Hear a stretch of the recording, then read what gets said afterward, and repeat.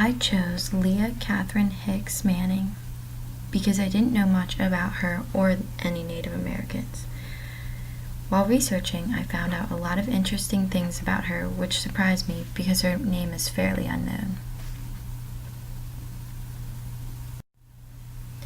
Leah Katherine Hicks Manning was born in 1917 in Reno, Nevada, and died in 1979 in a tragic house fire. Manning was born on the Nixon Indian Reservation in Reno, and she attended high school in Oklahoma. Manning did amazing things as a woman during her time, considering they were a minority.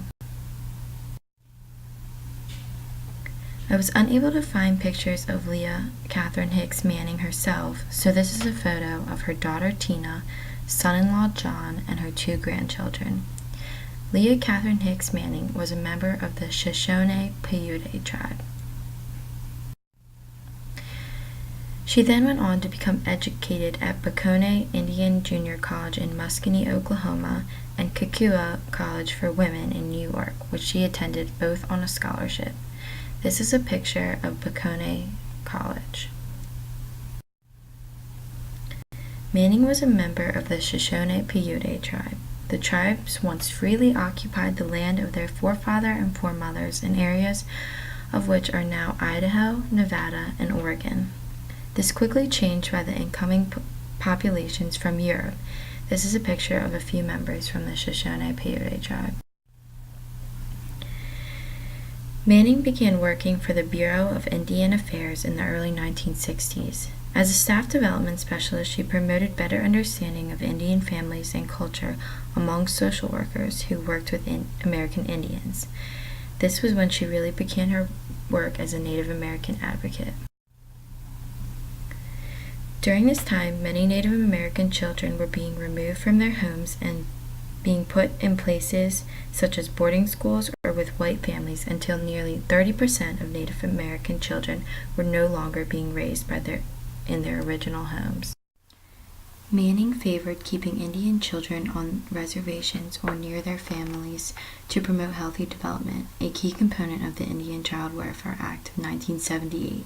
The law was intended to halt the adoption of the American Indian children by those in mainstream society and religious groups.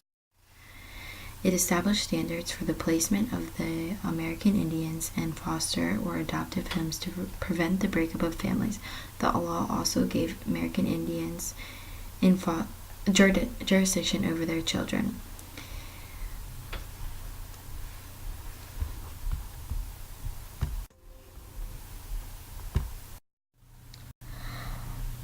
All in all, the Act focused on 2 things. 1, reasserting traditional culture, tradition, and identities of Native Americans, and 2, minimizing social problems that were very common among Native Americans in the reserves, such as poverty, unemployment, and drug and alcohol abuse. Later, Manning put aside her social work studies for marriage and family. Her and her husband, Arthur Manning, had 5 children of their own. Her husband, Arthur, was the chairman of the Shoshone-Paiute tribe. Manning returned to school after her family was grown and earned her MSW in 1968 from the University of Utah, where she was honored as the year's outstanding social work student. In 1969, she established one of the first social services programs for the Native Americans in Nevada. The program for the Inter-Tribal Council of Nevada was run by American Indian professionals and provided programs in alcohol and drug abuse prevention, public health, family counseling, and financial assistance for members of several tribes. NASW's Nevada chapter named Manning Social Worker of the Year for 1974. She served on the National American Indian Graduate Scholarship Board, the Executive Board of National American and Indian Women's Association, and the National Indian Presbyterian Advisory Committee, and was a lifetime member of the National Congress of American Indians.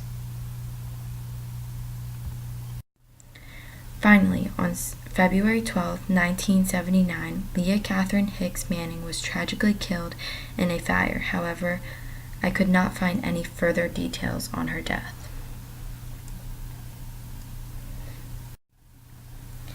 Even after all of Leah Katherine Hicks Manning work, Native Americans still continue to struggle to change the conditions they live in. Many still deal with substance abuse and extreme poverty. According to the U.S. Department of Health in 2010, approximately 28% of Native Americans and Alaskan Natives still live in poverty. In addition to poverty, according to the U.S. Department of Justice, in 2011, Native Americans and Alaskan Natives disproportionately suffer from substance abuse compared to other racial groups in the U.S. While Leah Katherine Hicks Manning was working with the NASW, more acts were being put in place, such as an act during the 1970s that forced practitioners to be licensed at the state level to ensure the professionalism and to protect the public and social workers from competition with other social workers who were not licensed.